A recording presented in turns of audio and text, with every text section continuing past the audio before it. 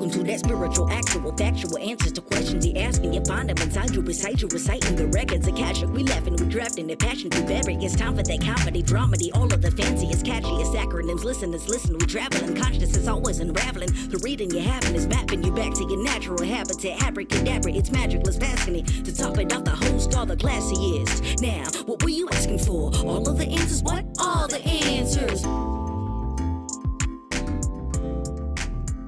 So this is Sarah's, my sister's office that used to have like things in it, but the roommate moved out, which is why I'm here and how I'm here. So this office won't be filled until tomorrow when my pod, we got things to talk about. I am recording. Let me start recording. So my pod arrives today. Now my question for you is, Cassidy Brown. Yes. Do you know about Podzilla? No. It's the little name they use in this company, the Pods company. When you move your shit, I was thinking about this last night. There's a feat of engineering that is like a big metal frame, like an empty frame that goes around the pod. So the pod is huge, right? Mm-hmm. This frame goes around it that has wheels on it, and the pod is hooked into the frame. I've seen this happen. Yeah. Okay, but then I just didn't know it was called Podzilla. But then the frame and the pod lock into the back of the truck. So when the truck pulls in, they disconnect Podzilla, the frame, with your pod in it from the truck. So the truck becomes a non-truck. There's like only the front cab part and then a big empty back part. And then this like sort of like a transformer like monster thing that is a frame of metal with wheels that can turn in every direction loads your pod off of it, and they control it with a joystick standing next to it. So it's like they're operating a huge robot right in front of you, like huge. That's fun. Anyway, I thought it was really cool. And it made me think about feats of engineering. Like when they made this pod company, you know that going into it, they weren't like, so how are we going to get the pod? They were just like, let's just have a box and we'll just load it into the back of a truck. We'll figure it out.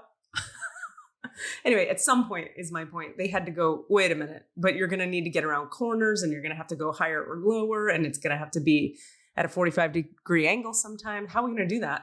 So they had to develop this engineering that was, I'm really impressed by it. You know what I mean? Yeah. The ingenuity of humans. Yeah. In very particular situations where you might think, why would we ever know how to do that? But somebody's brain is right for that. I get overwhelmed sometimes when I'm driving on a freeway or a highway. And then I go, somebody built this. Like hundreds and thousands and thousands and thousands of miles of highly engineered blacktop, right? Just like, and then if you've ever seen actual structural road being built, like not like the concrete overpass, which is its own thing, but like just they have to lay out like all these plywood and curve and sections and things and forms that they pour the asphalt into, and then they have to resurface it, like when it's being built from scratch. And it like, I'm watching them, how much work goes into this 1/8 of a mile. Ugh. And then you think about every road we have. Yeah. It's pretty wild. Industrialization is both impressive and horrifying. Yeah. Like what we've done to do that is like just take over the world. We've just covered the world in these structures that we made up. Totally. Okay, now that is such a cool segue into something I heard this weekend and wanted to talk about here, which is I got down a rabbit hole when I was packing, which I guess we have to talk about that. Look, we don't have a guest today, so we got time. Yeah, we just got shit to talk about, y'all. Settle it. Buckle in. Buckle in. I know. Everyone freaked out that we didn't have one last week. I was very happy and touched by that. You know? Thank you. Next time we'll at least post a little, hey, no big deal. We're just nothing coming out this week. Don't freak out. Thank you, everybody who gave a shit. That's so cool. Like yeah. Margaret in particular. Yeah. Because she sent us a full, everything's fine. I'm going to be fine. I appreciate you. You're doing great. Also, where the fuck is my episode? When Saturday at noon came around, although whatever it is in Australia, I don't know. When Tuesday at 4 came around. Midnight on Friday. I don't know what the hell. I don't understand time travel. I saw that there was nothing there. I thought Desmond had eaten by zombies. Like, I hope everyone's okay. Mm-hmm. Yeah. I just appreciated the very, like, you guys are great. Everything's great. I love you. And I'm very not okay with what just happened. Yeah. It wasn't like that, but I just enjoyed the dichotomy of like, please don't. But also, I get it, but please don't do that. That was great. I got the same from Denise. She was like, it was weird having a week where you guys, we didn't have I was like, it was a little jarring. Oh my God, I love it. Yeah. Thank you guys for caring. Yeah. So, okay, when I was packing, I got down 2 different kinds of rabbit holes on YouTube. I needed like videos to distract me from the horror show that packing is. So one rabbit hole I got down, this is relevant to spirituality, was NDEs, near-death experiences. I mean, I must have listened to 30 stories on YouTube of like, here's what happened to me on the other side, and here's what I saw, the tunnel of light and my family members and whatever. So I want to talk about one of them because it actually relates to what we were just talking about, and I want to hear your thoughts on it. And it really I shared it with one friend of mine, and she was like, okay, so I'm super triggered. That's upsetting, and I don't want to know that. And I was like, ooh, my bad. I thought everybody would have kind of a scientific approach to the interestingness of this information, like me, which is not how reality works. But you know what I mean? Like for a moment, I just went like, oh, isn't this interesting? And she was like, no, it's not. And I was like, oh shit. So I guess trigger warning. Yeah. Well, content, when we get to it, we'll give it to you again. So I can say fast forward 3 minutes if you don't want to hear about this. Yeah, I mean, it's now. I'm going to do it now. Oh, right now. I thought you were setting up a menu of things we were going to talk about. I hear you. Okay. But that's fine. Okay, so content warning. Yeah, we're going to talk about near-death experiences that might be upsetting to people. And in particular, let me warn folks, it's the kind of information about the future of the Earth. Oh, great. And humanity itself. Cool. Are you ready today, Cass? Or I guess so. Just so everyone knows, it's really early in the morning for me, and oh my God, it's fine. We forgot. We have to back up. Everybody, wait. I told Cassidy that when he committed to doing this at the god-awful hour he's doing, I needed to do a solid minute, 60 full seconds of praising him. And I'm going to do that starting now. I'm looking at the clock. All right. Cassidy, you are so kind and generous and committed and determined and thoughtful and considerate and other-centric. Your people like you. Everyone who meets you enjoys you. You have many adoring fans. These are all true things. It sounds like a silly list, but for real. I'm lucky to have you in my life. You're attractive as a human male, intelligent, great sense of humor, excellent improviser, fantastic comedic actor. You're working actor again. You're doing shit. You're making it happen. You live in a house with people who all love living with you. Your house is rad. You're providing affordable housing in an area where there isn't any. Your parents are loving and wonderful, and that teaches me every time I interact with you. And I overall think you're one of the best people I know. That was an amazing minute. I'm going to just take it. I'm going to get Desmond to send me that edit, and it's going to become my ringtone. But I'll never answer the phone because I'll be like listening to it play. I like the idea that you're at a Starbucks and all of a sudden it's like, Cassidy, you are intelligent, you are attractive, everybody likes you. And people are like, what's happening? I'm going to play it Stuart Smalley style and looking into the mirror.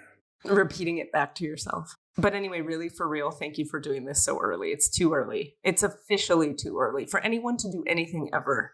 It's fine. I mean, it is early, but I woke up a little too early. Terrible night of sleep. Again, weird. I don't understand it.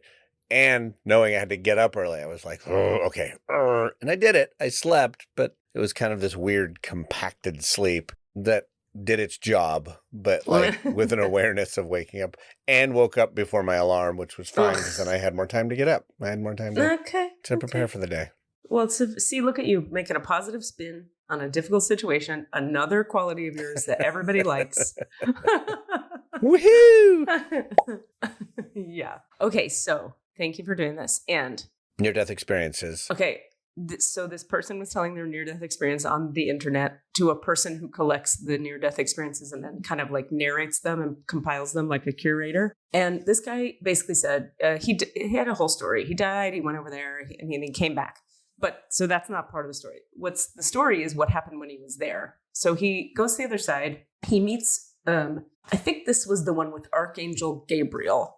Like a specific archangel shows up. And he's like, who are you? And the angel is like, Archangel Gabriel. And he's like, all right. And they're talking telepathically. And he talks about how the communication is instantaneous and so fast that it's almost like before you've thought it, he's responding to you and you to him, back and forth. Anyway, Archangel Gabriel touches him on the forehead with his two fingers, his middle finger and his pointer finger. And dude is shown the next 70 years of human history coming in the future. The whole thing lays out before him. And the angel is like, part of why it's not your time is we need you to go back and tell this story.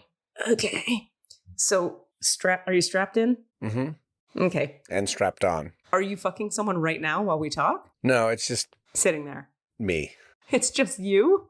It's just doing its work on me. Wow. None of that's true. It's strapped in. Strapped in. It's strapped on and in at the same time. Oh, wouldn't that be like it's strapped on and in and out and in and out? Well, only if it had like a motor. A motor or an actuator.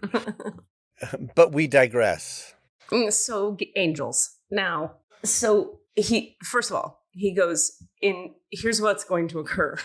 According to this one guy who had a near-death experience and Archangel Gabriel showed him one version of the future, please nobody panic or panic. So he says in 2024, the World Bank says no more paper money and we all are converted entirely to cryptocurrency. Yeah.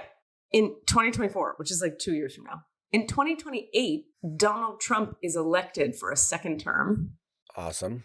And brings paper money back only to America. Interesting.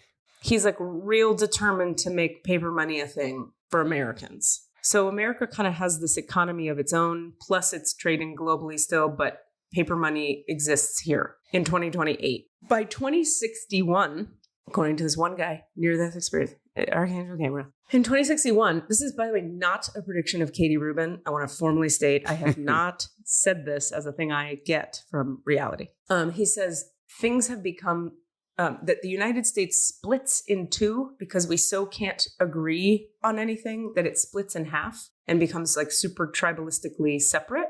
Just in terms of like it's not like there's a war, but there's just like, nope, you're that and we're this and we don't talk anymore. The South and the North, basically. Okay. Then there's a war. This all happens by 2061. In 2061, China attacks us and there's a big global war. It's not great, but it doesn't end everything. Then there's another one in 2065. And by 2075, human beings agree to a ceasefire and they outlaw war for the rest of time. Cool. Like the war is so bad that people go, you know what? We're not doing that anymore. No more war. Then we're almost done. You still okay? Yeah. Is the strap-on helping? Yeah, significantly. Like, I'm so relaxed right now. What if it were Donald Trump himself who had the strap-on that was inserted into you? Like he's operating it. Oh, you just made me really tense. Why'd you do that? I don't know. So comedy is pain. So and this hurts. Okay, so the wars happen, the wars end. No more wars for humanity. About, I can't remember the time frame after that, some like 50 or 100 years later, maybe less than that. The Federation is formed and James T. Kirk. Well, that exists already, but that's a different conversation. No, so then what happens is, you know the idea of solar flares? Mm-hmm. Just big chunks of sun, basically, that fly off the sun, because the sun is just a ball of burning gas, right? So big chunks of it can just fly off, and when they come toward Earth... A gigantic nuclear furnace. What's that a reference to? A song. A sun is a mass of incandescent gas, a gigantic nuclear furnace where hydrogen... They might be giants? Oxygen is turned into hydrogen at a temperature of millions of degrees. There you go. Is that They Might Be Giants? Yes, it is. I need to not chew gum. Hold on. Wow. Interesting choice. I really wanted the flavor, but then I was like, you can't do that. Okay. A couple years later, I don't remember how many, a huge solar flare flies off the sun and flies so close to Earth. It doesn't hit Earth, but it's so close and with such force that it shakes the Earth on its axis and changes the tilt. Okay. And everyone in the moment experiences it like everything's wobbling and not quite right. There's a huge gust of smoke and you know, because something flying by something huge flying by something huge. By the way, they say the flare will be bigger than any planet we've ever known. Huge. It causes wind and dust to fly over the Earth. A lot of people ascend, aka leave their bodies and die, and go into the next dimensional realm. Some people survive and repopulate the Earth.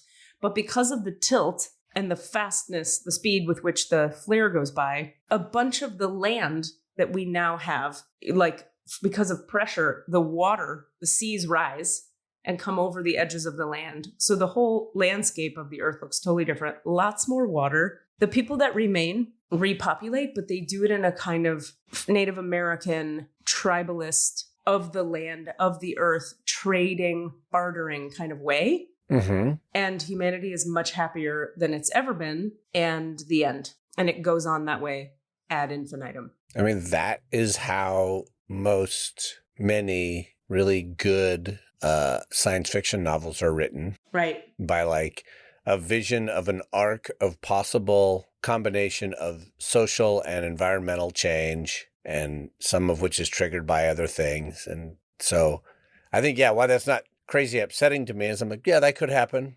Like terrible shit's happening now that's not that different.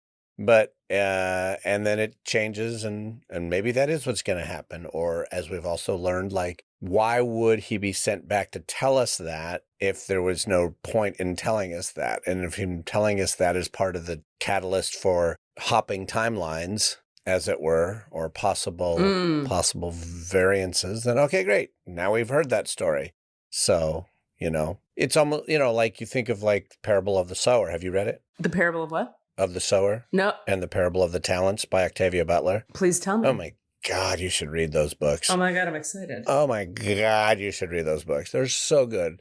They're, you know, at their base, they're just amazing science fiction novel. Okay. By incredibly visionary Black writer, female writer. That's completely unheard of in sci-fi, hardly. Well, it's not at all. It's totally heard of.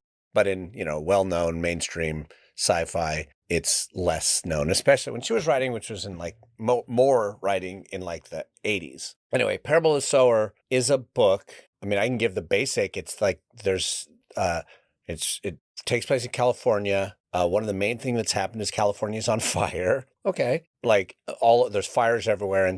But part of it is like that there are actual, like almost like religious sect crazy people who are like going around and setting fires. Wow. To burn people out. Okay. And in response, there's sort of this takeover energy. I think this is national. I can't remember.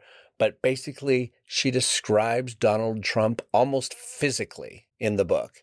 And the way his followers follow him and the way he talks about things is just like, it's Donald Trump. It's weird.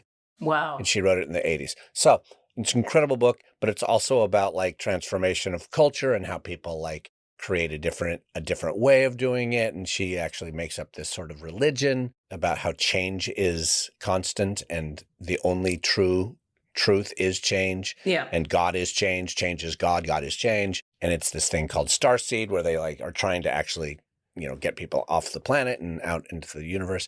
But the whole thing actually takes place on Earth. And it's totally like, it's like that. What you just described could have been a plot line of an Octavia Butler series of books, because it's really specific to how we are operating now, and then an extension of what we're doing and things that sound outrageous but have actually happened. You know, the idea of getting rid of paper money and cryptocurrency didn't exist prior, but getting rid of it and making it all electronic, you know. Yep. They just announced I need to get more detail. I'm basing this on headline.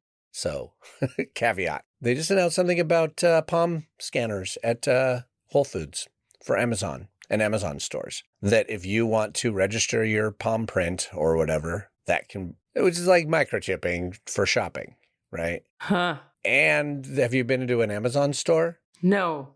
A grab and go? I have not, but I've read about them and I've heard about them. They exist. There's some in San Francisco. There's definitely a bunch in New York. Yeah. You go in and you just take shit off the shelves and you leave with it, and it charges you as you leave. How does it know who you are? To your phone, to your Amazon account on your phone. Oh. And you just walk in and you take thing and you walk through and it beep, beep, beep, beep, and it registers everything as you leave. Blade Runner is around the corner. Yeah. So many of those things exist. Yeah. Already. And definitely, like, there's tons of cashless stores, which has been called out as basically I'm trying to think of prejudice against people of poverty, basically, because people who are significantly under-resourced, as it were, Yeah. aren't going to have the electronic card to get that coffee, right? If they walk in, they're like, but I have cash because someone gave me $1 and I want to buy a coffee. I see. But I can't buy a coffee at this place because they don't take cash. Yeah. So that's a thing. And that's why the cryptocurrency no paper thing is like a thing that someone could do. Because it splits the citizens. It pushes people farther into a you count, you don't count mode. I get that. To take cash out. Yeah. And then Trump would come back and restart paper money, and he would make it look like it was a populist act for that reason. Right. Which it totally wouldn't be. It would just be a way for him to re-energize some form of cash flow back into the coffers and himself. Yeah, or just a way to activate his base, right? Yeah. Get people, he's going to do it. He's bringing us back to the old ways or whatever. Yeah, but the paper would have his face on it. Yeah. Or just the picture of a hot woman, like a model with some tits that you can see in the shot. He's going to be pretty old. Well, what was it, 2028? 2028. Yeah. Whew. He will not be young. Yeah. See, to me, none of these things sound in any way far-fetched. Like, in any way. It all seems like... No. Yeah. That's as much of an eventuality as anything else could be. Yeah, exactly. That's why I wasn't triggered by it. I was like, yeah, that sounds about right. Uh-huh. Yeah. Yeah. So that's what that guy saw on the other side. The end is nice after the wars. It happens like right around when you and I both die. It's like real close to our dying time. So let's do that math. If I'm 44, let's say I live to 90. We'll just figure out when you were born. It's an easy way of doing it. 77. Okay, so you'd be like 90, 85. So you'd still be around. Maybe. I'm significantly older. I'm 69, so. What? I was born in 69. Oh, Jesus. I thought you just said I'm 69, so. Oh, and I was like, right. What? I was born in 69. No, you're not. So by 65, I'll be like 96. So, but which is entirely my grandma lived to 103. Like, I got long genes in my family. And if you knew how old my parents were, you'd be like, nah, those two people are not in their 80s. No way. They're in their 80s? I'm still recovering for a real bunch of seconds in a row, I went, has he been telling people? There's no way he's 69 years old. He's almost 70. He looked good. Okay. Oh my God, I just remembered an image from a dream because of that. What? That I finally aged visibly. Oh. Like significantly. It looked good, like it was a good look on me, but I was like, oh, it was totally like a casting brain thing that happened where I was like, oh, I'm finally going to play these roles now because I look older. Wow. Did you look like Julian, what's that Bay Area actor? Oh, Julian Lopez Marias. Yeah. Yeah, who's an older actor who looks like an older actor. Kind of Gandalf vibe. It's a Gandalf. Don't you think? Yeah, that's funny. Little white beard action. Yeah. You know? Yeah. He could Gandalf it. Or the other guy. Yeah. Who did I look like? I don't remember, but I just remember it was It's very much like when you run if you ever use those apps. I'm making a gesture with my thumb and Katie is nodding as though anybody can hear that. But those apps that like, this is you young, this is you old. And I just looked like, yeah, that's about right. Interesting. I'm afraid to look at those. I'm already experiencing it. I don't need more. Here's how low your jowls will hang in 20 years. I can't. It's too much. So you should read the Parable of the Sower and Parable of the Talents. They'll freak you out and then you will enjoy them. Okay, I can get into that. I'm going to do it as an audible thing in my car. That's a great choice. All right, now we should talk about the move. Katie Rubin. Yep. You moved again. What a surprise. For real. Like you didn't, it's not like, I'm thinking about it. You did it. Let me just preface this by, I'm going to tell the listeners. So Katie called me up and left a really long message about like, I'm thinking about doing this and am I crazy? What's going on? And so in all these things that Katie does, I often have a reaction that's like, what are you doing? And I'll have a very like, okay, let's reason this out. Let's talk this out. I'm not sure. Okay. I guess you trust your guides. But this time I had the most just like, no, that checks out. And I don't mean like I've given up on Katie. Can a little context for people, and then I want you to keep going, is I really laid out for you in this lengthy voice memo or series of voice memos. Here's the reasons, and here's the energy, and here's all this information that I'm weighing on both sides, and here's the whole picture. Pros and cons and lists. And then from there, your response was really easy, but I also was feeling it in my body. I'm getting better about like noting not what I think, but what I get. Yeah. A little bit. It's slowly starting to be more like that. And that was one of those moments where I very clearly just went like, there was no thought. I didn't think it through. I just was like, yep, no, you should. There's no question. There actually was no question. Wow. I just love that. I was just like, oh yeah, you should totally move. If you don't, it'll be fine. But you absolutely, it's the right choice. And so I told you that because you asked. I totally asked. And that was the rest of the contacts is that you had asked for input or advice. Yeah. Yeah. I was like, it's such a big move. And I've done so many of them recently that I was like, okay. And also, I'll tell you, part of it was like, because I did finally build such a strong community in Beacon, it was like, what are you doing? Like all these people and all these connections, and it's so fun. But also every single day of my life there, once I got what I was there to get, which was this kind of breaking open of the physical body so the spirit and body could really be integrated in a deep way. And when I look back, I realized once again, it was about 6 months in, which is the same thing that happened in Colorado. About 6 months in, I was like, oh, I got what I was here for. We can move now. But then it took me 6 months to like, really? And then get your shit together and then make a plan, Anyway, so in this case, every single day after that 6 month mark felt like I was under a constant barrage of intensities coming at my midline. Like the center of my being felt like it was constantly being sort of like pummeled by this onslaught of energies that I really didn't like. So I kept leaving town just to be like, am I making this up?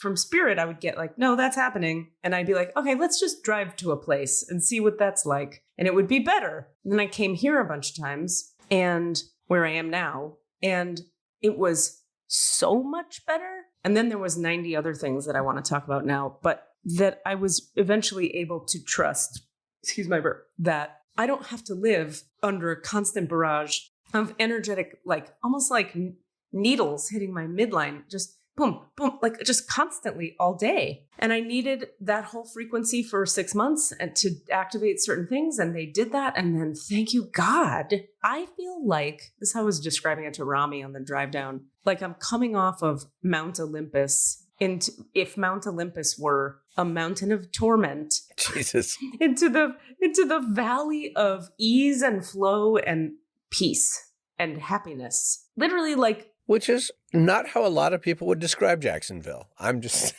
I know.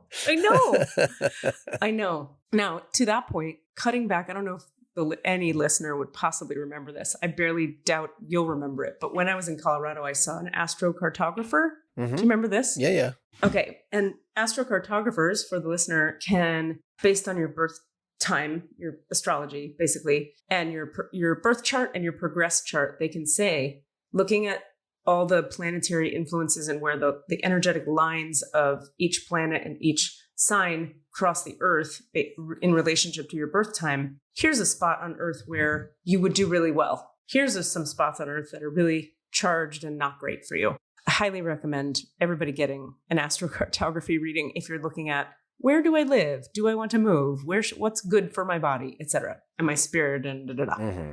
So at the time, we found this line, this latitude line. I think it was 30 degrees latitude. I might be making that up, but it went through Austin, Texas, Baton Rouge, Louisiana, and Jacksonville, Florida. And I remember thinking, well, that's funny. My sister lives there, as does my mother. And the astrocartographer said, you would be very smart, given what I'm looking at here astrologically, to stay connected to anyone you know in any of these cities. Like abundance comes, benefits come, love, romance, friendships, clients, everything. I have 5 exalted planets on this line. I have never lived anywhere near this level of positive astrology for myself, ever. And knock wood, so far, every minute I'm here is such a relief. I have all this new energy to I went to the gym because I wanted to. I was like, the gym, let's lift. And I went and I lifted hard and I'm still recovering and I feel great. And I'm taking action on everything easily because it's I realize in retrospect, in New York, I was having to just deal with the frequency of the place. And that took the majority of my energy. So I could work with clients. I could be in the light, take care of my dog, have some friends. And that was succeeding really at a high level because I was constantly, it's like pushing against a windstorm, but inside your belly and heart and mind. But the windstorm is made of tiny shards of glass and metal. Fun. Whereas here it's where did the wind go? Oh, there's only joy? Yeah. What? I know. So I'm just every day more and more anchored into, boy, what these planets do is fucking real. It is working us. Now, to be clear, you've been there 2 days, right? Yeah. And I'm not saying I've had moments too of hardness. It's not there's never a moment of oh God, okay, well, I guess I have to make new friends and oh shit, I got to move all these objects around. Life is still happening. But the difference of the baseline of how it is for my system to be here versus how it was to be there is so radical. Mm-hmm. And I kind of can't wait to see what happens. When I moved to Colorado and when I moved to New York, I don't know if you remember, and then I'll stop talking about this. I had a feeling of excitement about the possibilities and following guidance and new things and moving. But I wasn't can't wait to get there, love the vibration there. It's going to be great for me personally. It was more this is interesting and here's what's happening and here's what I'm learning and what an interesting thing. This was a move where I was me personally, I want to do this. I want this, me. And I've been working my whole life to get to where this was literally the intention I set in the beginning of my 12-step recovery journey. I said to the universe, I want to want what's best for me rather than choose what's best for me because I should. I want to want it. Yeah. That you've heard me say that phrase. I want, it's slightly different, but I recognize that feeling. It's but the way you just said it actually changed it a little bit in my mind. I used to joke about, people who learn to do some skill, but it's because they can't not, they want it so bad. And never is a strong word, but I have been jealous, envious of those people. I want to learn to play guitar. Right. I want, but I'm one level out. I'm at the level of, I want to want it. Right. I get it. Yeah. And that's it's kind of what you're talking about. But I can want to do the right thing for myself, but that's out of course I should do the right thing for myself. That. But what if the right thing for myself was actually something I wanted? That. What the hell? That's almost a bummer to think about because it's so elusive for probably most of us most of the time. Interesting. That rarely is the thing that is best for us also the thing that we are already wanting completely anyway. Interesting. Is it rare? I don't know. I think I just made that statement and it might be bullshit. Well, I've always thought that, like, I've always noticed a certain kind of person on the earth where I would look at them and go, look at them happily working out at the gym. Look at them happily showing up to work and like talking to their friends there. Look at them like doing a good job and being happy about it.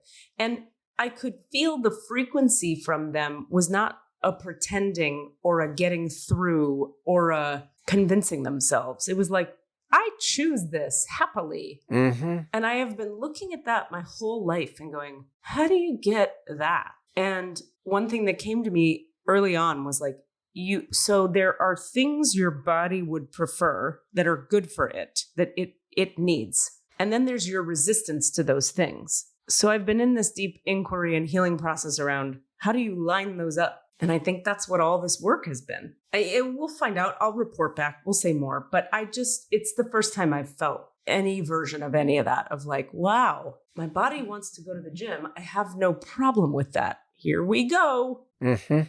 My body wants to rest. Here I am. My body is happy to step outside. Here I'm stepping outside. I don't know. It's like the simple pleasures and the joy of embodiment is finally here. It's like, I can look at the sun and I feel its rays. I don't know. It sounds kind of Pollyanna. I think I'm also just so relieved to be out of New York and its onslaught that some of this is like just the sheer gratitude of I'm not on the Mount Olympus of glass shards anymore.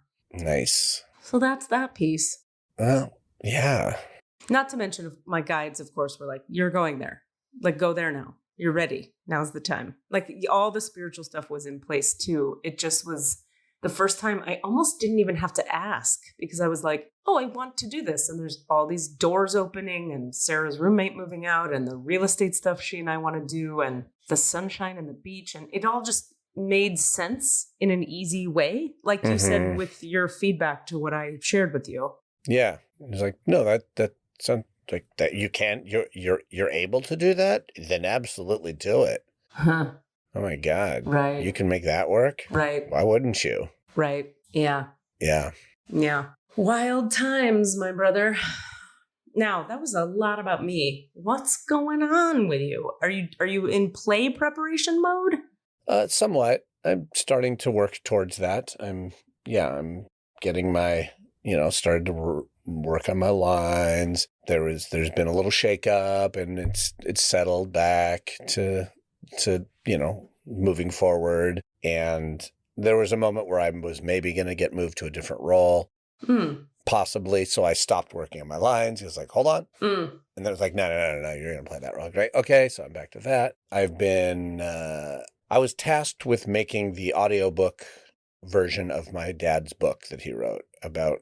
Oh. And then I was working on it and then I just stopped. Like I hadn't gotten very far and then I just stopped for months and months. And I just felt that was wrong. Like I need to get back. I was given this task and, it's for my dad. And so I've started resuming that and it feels totally different to do it now. Huh. Like now I can set up and get my, like when I record, I have a different setup than when I do a podcast. Okay. When I record, and I'm learning that. It's like, oh, I need to stand up. I need to set this up here and kind of getting that dialed in and like feeling better about that. That's cool. And yeah, so now I'll do like about a chapter's worth. There's 7 chapters. So and I'm not going to get back to it for several days, but I can at least churn it out eventually. That's cool. Are they paying you? They paid me already. I mean, not enough, technically speaking. Like, yeah, it wasn't scale. No, they paid me family rate. But they're also like, I'm going to turn it over to Desmond, who's going to edit it, and then we'll pay him for that. Oh, great. That's great. also helping the whole team. Yeah, everybody gets a little work out of it. Can I get like a kickback? Sure, just a finder's fee somehow. Just because I know you. Yeah, exactly. Just because I've met your dad. And look, I have no idea if I'm any good at this. This is actually the hard part. I've always thought I should do voiceover. I should do audiobook narration. I would be great at that. And as I listen to it, I'm like, am I? I hear you. Like, I think it'll be fine. It'll be a good, go ahead. It's my pod. It's here. I have to tell them where to put it. Can you give me 2 minutes? Yeah. It won't take long. I just went through this on the other end. I'll be right back. Okay. I'm going to pause recording.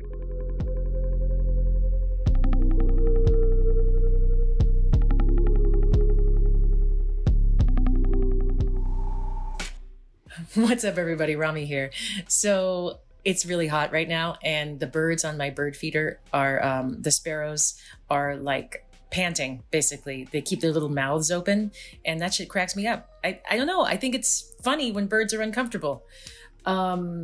They also keep their feathers really flat against their bodies to try to keep cool. And then in the winter, when they're trying to keep warm, they fluff their feathers up until they become these little round balls, which is fucking adorable.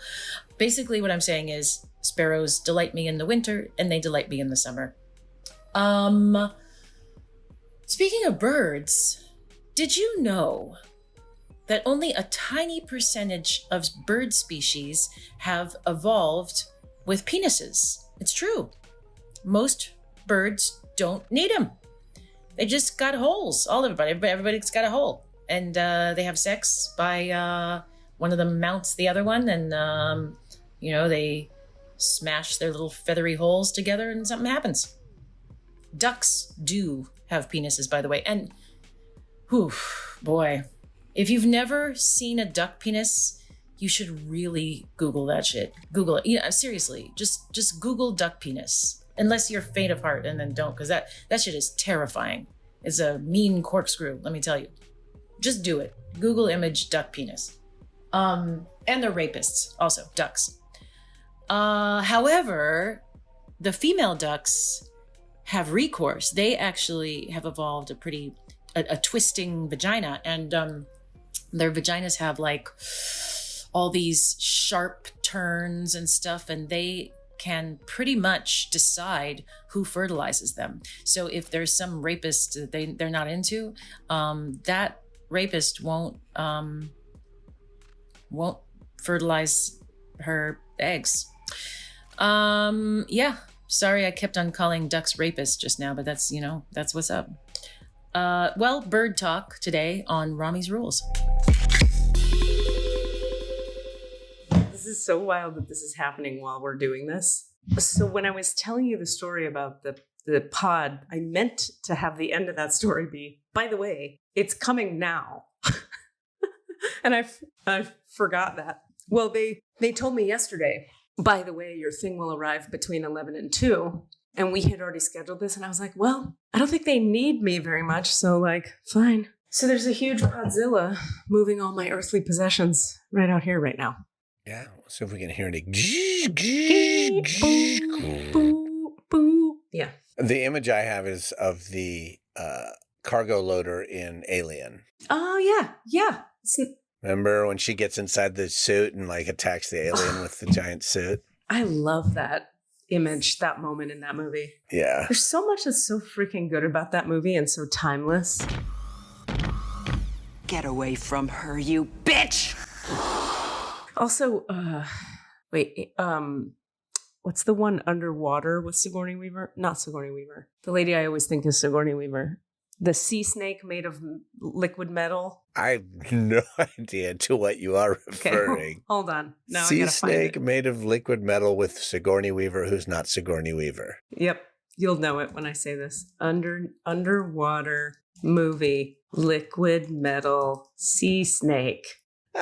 Sure. The Abyss. Oh, I was in The Abyss. What? Yeah. No. I'm in the director's cut.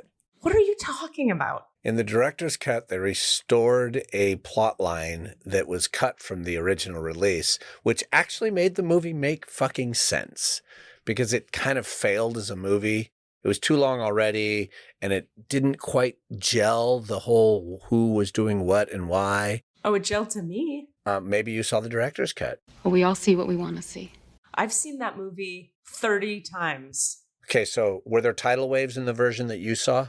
Tidal waves? No. Okay, so the director's cut had a bunch of tidal waves that occurred as a result of some action. I can't remember the plot. Anyway, it might have been the first time I was ever like on a movie set was as an extra running from a tidal wave under a freeway in San Francisco. What? And you can see me in the director's cut. You can see me in the bottom corner of the screen because I was wearing a pretty specific shirt. Like, oh my God, that is you. And when I was selling audio visual equipment in the early 90s, we had laser discs, or in the mid 90s, we had laser discs and big cabinet, big screen TVs that were totally different than what we have now. Yeah. You know, and very expensive. And so we would demo our stuff in our demo room, and I would put that disc on and cue it up to that scene and be like, oh, who's that? Wait. Okay, hold on. The simulation. So what are your favorite movies I'm in? Yeah. I'm talking about top 5. Like, for a long time, it was my very favorite movie. Really? God, I saw it once. I think I saw the director's cut so that I could see myself in it. There's so many elements I love about it. The woman, first of all, she's a woman and a leader. And who is it? And oh, fuck. God damn. Now I got to research. You were just on it. I know, but I didn't look at that part. Okay. Actress, The Abyss. Mary Elizabeth. Master Antonio? Yes. I always add 2 syllables to her name. Master Antonio. Oh, I got it right. Now, so she was a female. She was a leader. She was pushed up against her limits to do a thing that she had to like drown and die for a minute so they could drag her body underwater, the character, right, to another part of the underwater place that would take too long to swim there. So she had to like trust that they would revive her. Right. And then they were like, we don't know if we can revive you. And she was like, you can do it. It has to happen. So they do it and they kill her and they drag her underwater. And of course she comes back to life. Spoiler alert. And then she has to deal with the underwater. I like how you do the spoiler alert after the spoiler. That's how that works. Then she has to battle the underwater metallic liquid sea snake thing and figure out what that's about. It's just like an against all odds underwater horror show but then there's this otherworldly thing because you don't know what the liquid sea snake is. So what was the problem that got solved in the narrative by the tidal waves? I wish I could remember, but I do remember when I first saw it feeling a little like, oh, okay, it's almost there, but it didn't quite. And I remember reading analyses about it, and then James Cameron was able to do a director's cut, and he was much happier.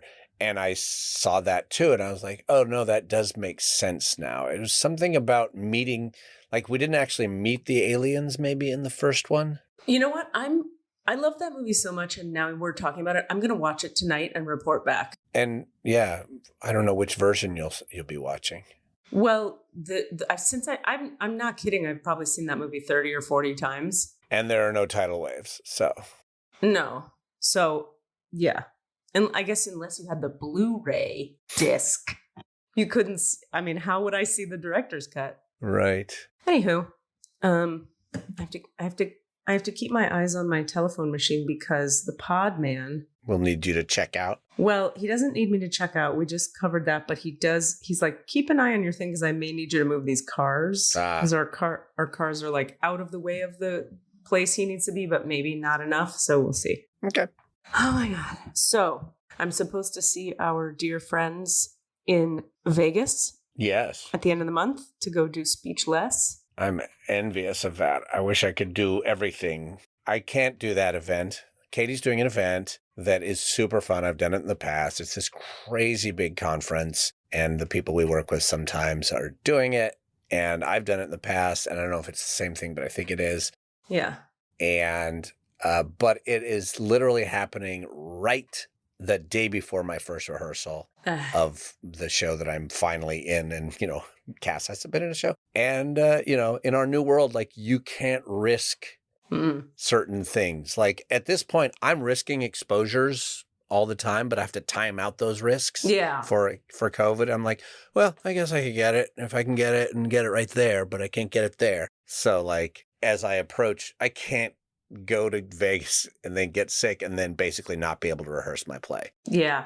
Because we don't have enough time to rehearse it anyway, so can't afford an exposure. I wonder how masked they're going to have us be during all this, because it's an improv-y thing. Like, I'm guessing...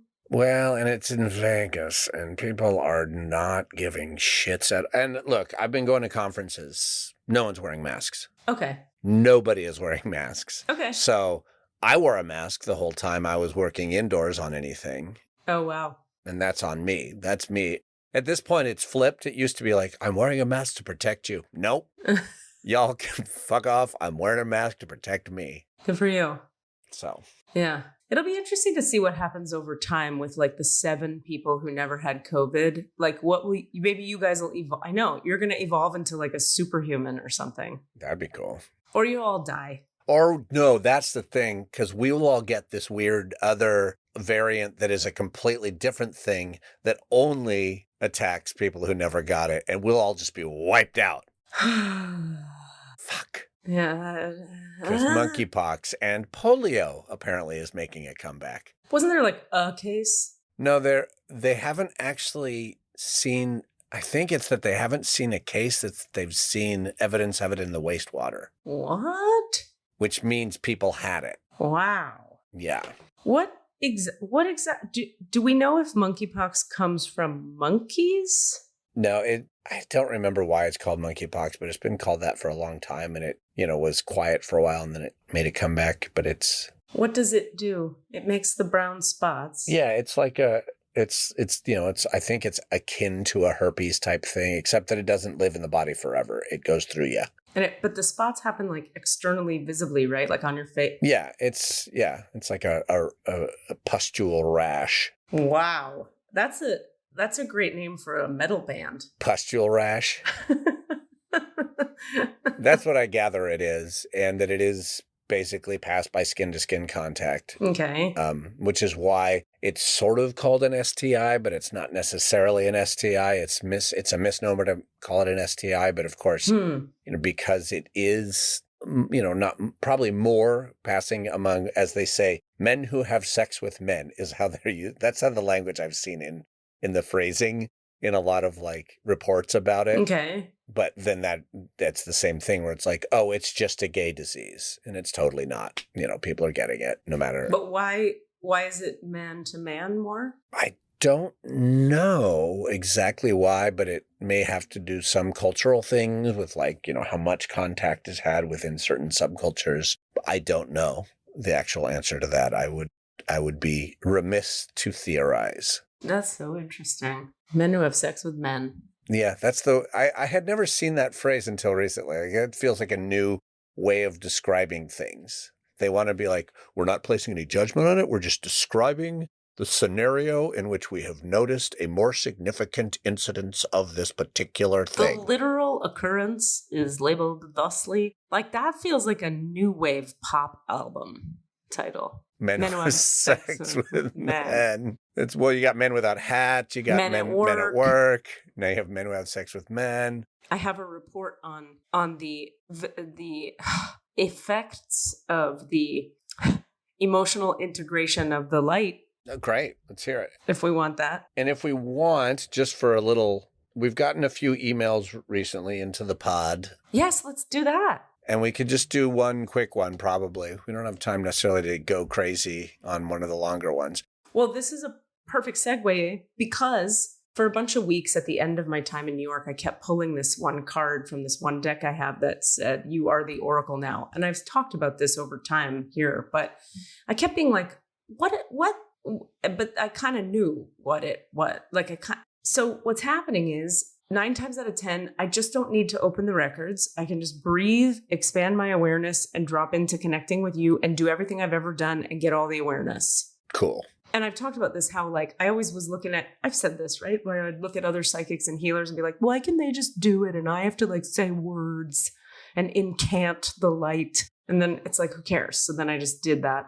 But then it changed. And now it's been like, I'm just amazed by it because it's... You don't have to go prayer, meditation, check in, dial in. No, although sometimes the guidance is like, with this person, do the thing. Just do the grounding, say the prayer, because their soul needs it or their energy needs it, or I need it with that person or whatever the deal is. Yeah, that would be the thing. I would be like, for even just I don't mean to be performative about it, but like the idea of like, if we're doing it on the podcast, it probably serves everyone better, because I think probably some people listening to the podcast would like the meditation to occur when they're listening, because then they can have the meditation. Mm-hmm. Sure. But sometimes we won't need to. I'll just take it on a case by case, and I'll take the direction, like whatever they guide me to. They're like, do it, bitch. I'm going to do it. Like if you don't need it today, that's great, because we're kind of short on time. So it's just like. And also, if I don't need it, I don't need it. Yeah. And like. That's always the interesting question. And this has to do with, I think, a bigger question for us. Yeah. And people in general, like that we've often got what we think of as like the quote wrong answer, but it's because we asked the question wrong.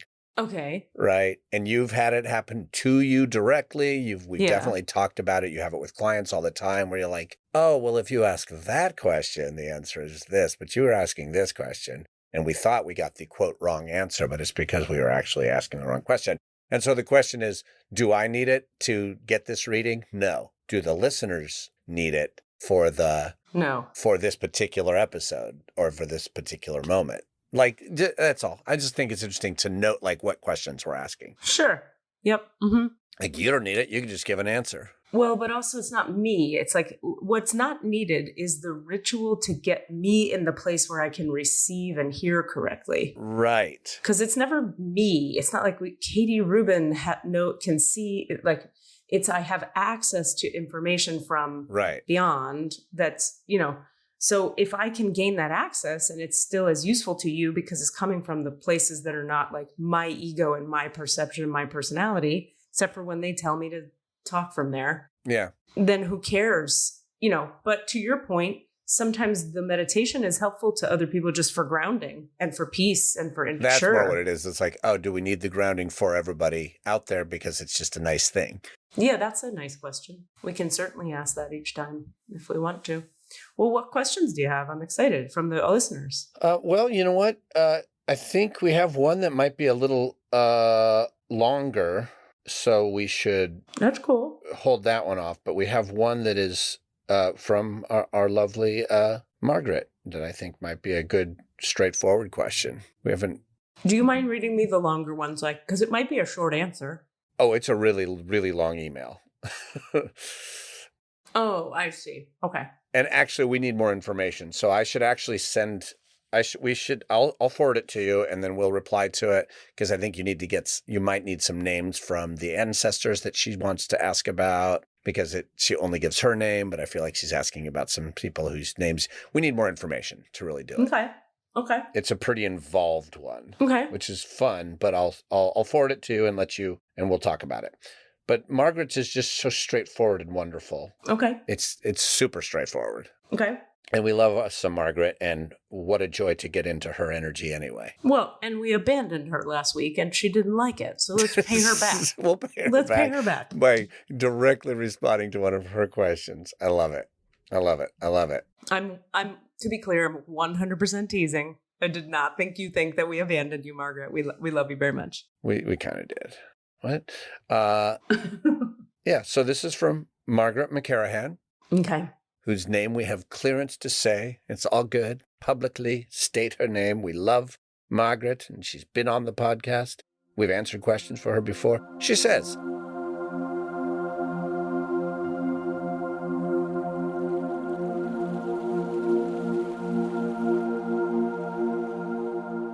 I have been learning piano for a year and am absolutely loving it. I would appreciate any guidance that might enhance my learning and development as I go.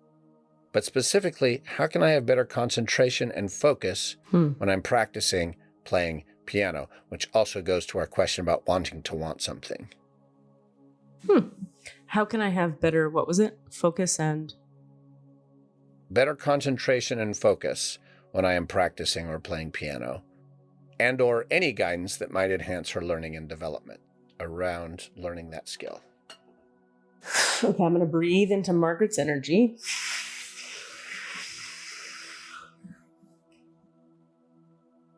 And for the listener, I'm repeating her name in my head and asking internally for spirit to align me with her Akashic records. And my head is turning the way it does when the channel opens at the back of my neck. Just to narrate what's happening.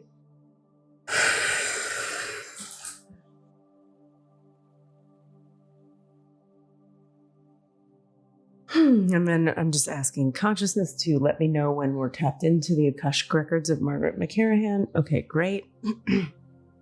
So she's asking, how can she enhance her concentration and focus when practicing the piano?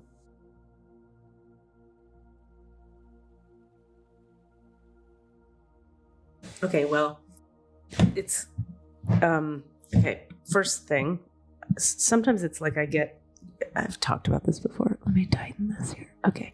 I get trickles, so we'll start with what's here. So they're like, pick only songs and material that are fun and joyful. Allow the whole thing to be a joyful, fun process. So like, if you pick a ditty, that's literally what they said in my head, ditty. If you pick a ditty that's makes you be light and effervescent, you'll want to play it. And so play that over and over again. And then pick a new ditty that is joyful and effervescent, and you'll want to play it. So increasing the joy in whatever way you can. Number 2 is, this is interesting. You could play, okay, like if you're learning a song, you could have a recording of the song play in the room where you're practicing while you're practicing. So you're learning by listening in addition to learning by reading music on the page. So like, let's say you run through the song 10 times just by looking at the notes on the page and you move your fingers to match the notes on the page. Or let's say you're not even at song level, right? You're just working on scales, let's say, or chords. You play the chords with your fingers and the scales and the whatevers, and then you record with sound the sound of the chords in a progression and the sound of the scales, and then you play that back and you try to match your fingers to do what your ears are hearing. Because something, and then I just made a face at Cassidy like, that's weird, because there's something for you about the kinesthetic relationship between hearing and movement that works better than seeing or reading and movement. Movement in this case referring to how your fingers move on the keys. Also, take a lot of breaks, get up, shake your body, move your body around, shake it, have some fun, play. Also, like when you take a lot of breaks, do the learning part that's sort of tedious or more tedious than other parts of it in small little chunks. Don't feel like I have to sit here for an hour. Do 10 minutes, take a 20-minute break, vacuum the floor, do your laundry, come back, do 10 minutes, make a phone call, answer that email, come back, 10 minutes, like that. That's going to help a ton, actually. Okay, let me see.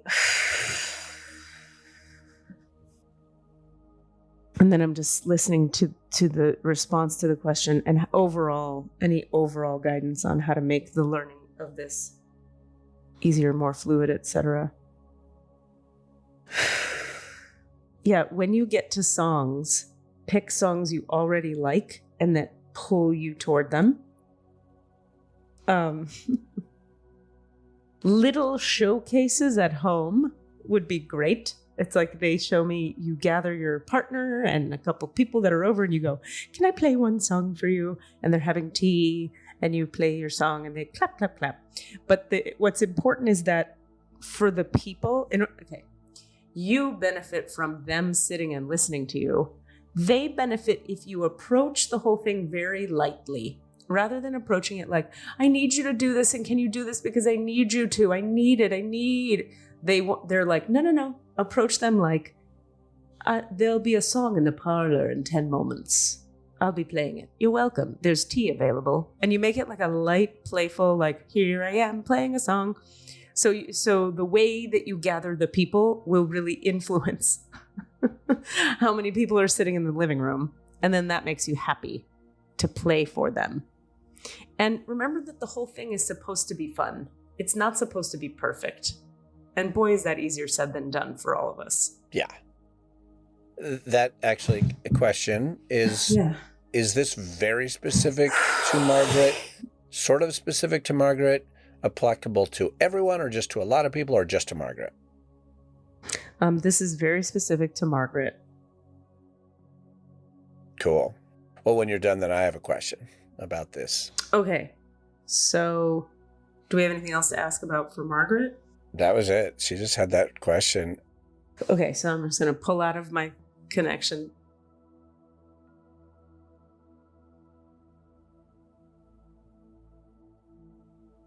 Okay, sorry. There's more. Matcha tea. Okay. That was a great reaction. Okay. Okay. Real specific.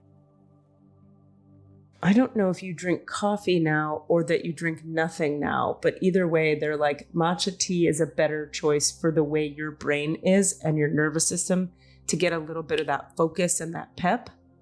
It's less punchy than the coffee, and it's more punchy than nothing. Anything else? No. Okay, so I'm just going to disconnect from Margaret McCarahan's Akashic Records. Thank you for the question, Margaret.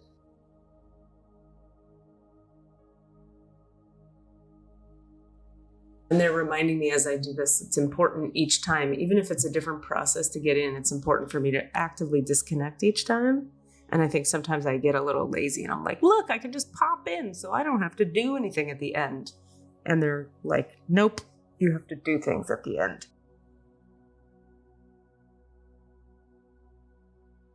Okay, question, Cassidy, Jahmal, Jackson, Malcolm, Jahmal, Warner Brown. Well, now you just reminded me, just as a quick update about the coffee thing, because a few weeks ago, several weeks ago at this point, I was directed to cut coffee out just briefly and then add it back in. I'm still in the no drinking for another 2 weeks, which has been fine.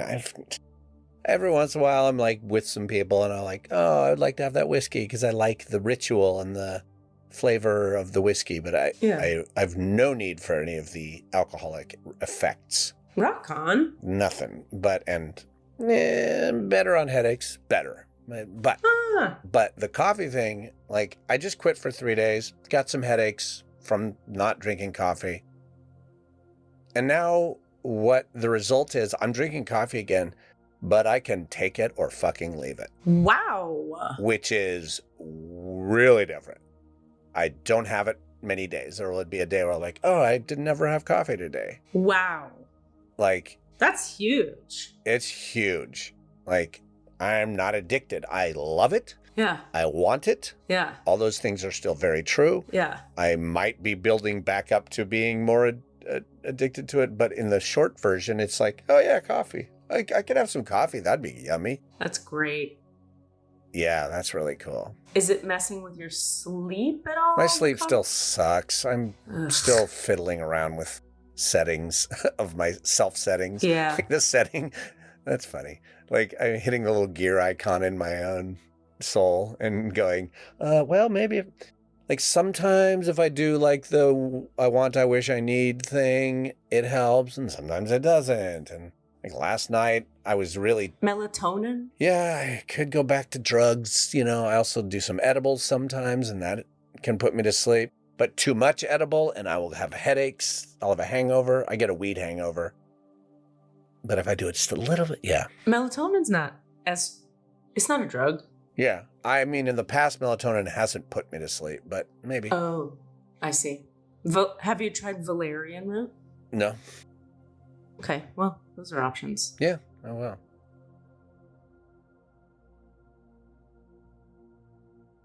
The question I was going to ask was about music practice, because you were giving her all these examples of how to make her piano work better. And I was like, yeah.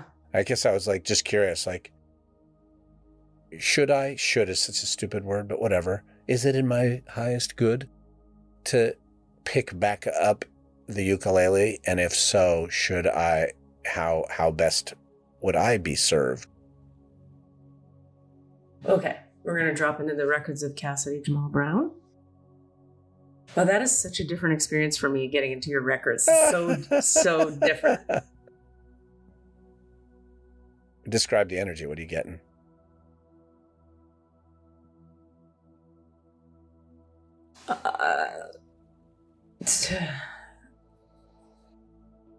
So the first thing is, with Margaret opening into her records, it was like some opening had to happen in the back of my neck, like a kind of crunchy opening in the back of the neck to open a channel. Whereas with yours, it's probably because she was the first reading of the day, really. Mm-hmm.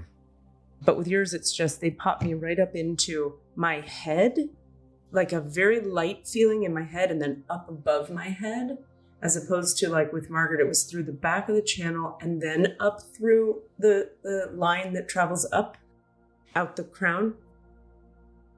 Okay, so anyway, it's just a different experience getting in. So let me sit with it for a second. So we want to tap into the Akashic records, please, of Cassidy Jahmal Brown. They're like, yes, you already have. Okay. Okay, so is there a great reason for him to pop into using the ukulele again? No. Is it in his highest good? No. Would he have more fun doing so? No. Huh. This is an example. Let me just listen. This is an example of a little bit of, well, as you said moments ago, the thing about should I, there's a part of you thinking, I should. That would be a smart choice. That would be a healthy choice. What a cool, creative thing to do. Whatever the words are that match the should energy. Yeah. That would be a perfect example of a mental piece of conditioning. Yeah. Creative people play the ukulele. Your friends know you as a guy who did that. So those are all from the mind, but not from the awareness. In other words, if you had a yearning or a desire or were excited about it, or if you just found yourself doing it or couldn't stop yourself from doing it or wanted to try to do it, or, if you got an acting job where they needed you to do it, that reads as the best version of why a Cassidy Brown would do this particular thing. It would be in response to reality asking you to, as opposed to inventing from your mind that you should. That's the way a manifestor operates. You are a generator. That's not a correct.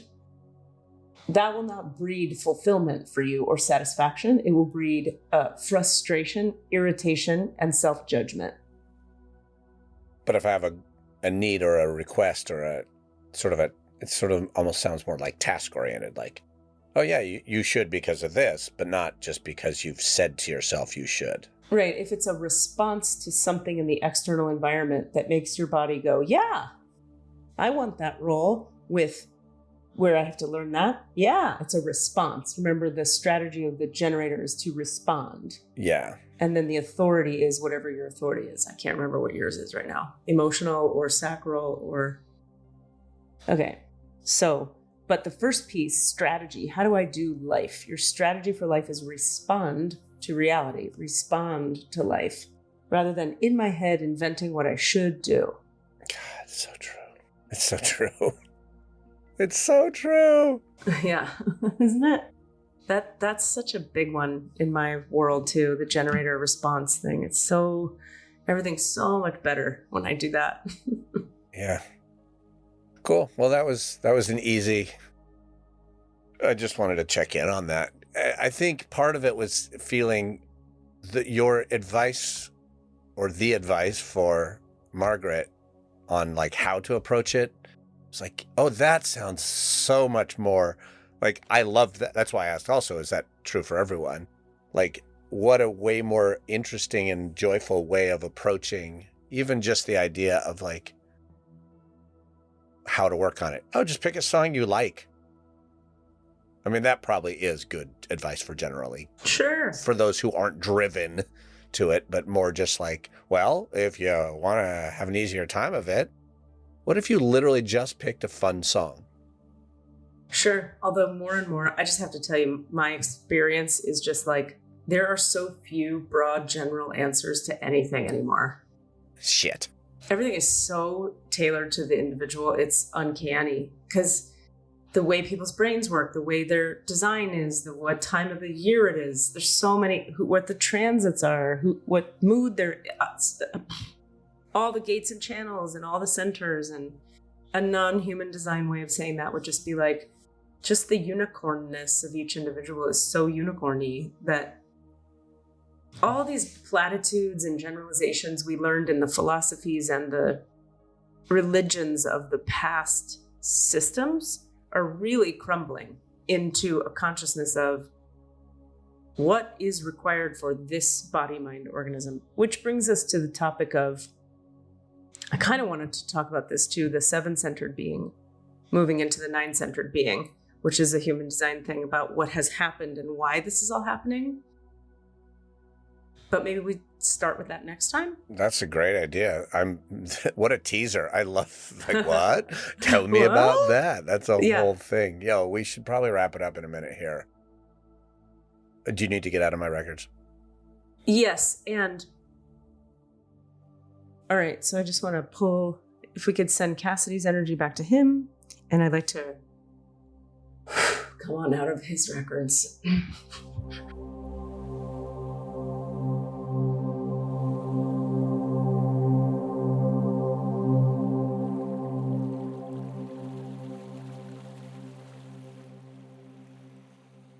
Okay. Thank you. Well, that was easy.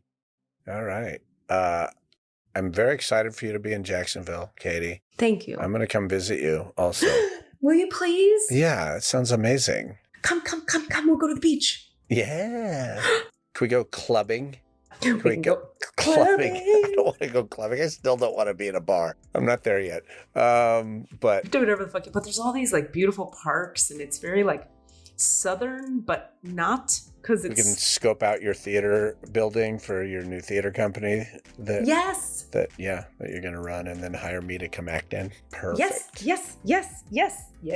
Sounds like a plan. For real, you're so invited anytime. My love, it is so great to talk to you. You're the best. I love you. I miss you. I'm excited for you to be there. All of our listeners, we love you, and we can't wait to be talking to you more. And we will try to tape twice this week, so we have so much content you don't know what to do with yourselves. Do your work. Do your work. Do your work. I love you. Bye. What are you asking for? All of the answers? Say what? All of the answers? Yeah, all the answers. Hey guys, thanks for listening. We'd love to hear from you. Please email us with your questions so that we have questions to answer in the Akashic Records. Our email address is allanswerspod@gmail.com. That's allanswerspod@gmail.com. And if you'd like to find us on Facebook or Twitter, it's @allanswerspod, @allanswerspod. Thank you. Okay, so I won't go too loud today. We're gonna have a like toned down radio voice, Katie Rubin. Good luck. Mixed and edited by Desmond McNeese for We Mixed It, LLC. Go to whatsoundsawesome.com.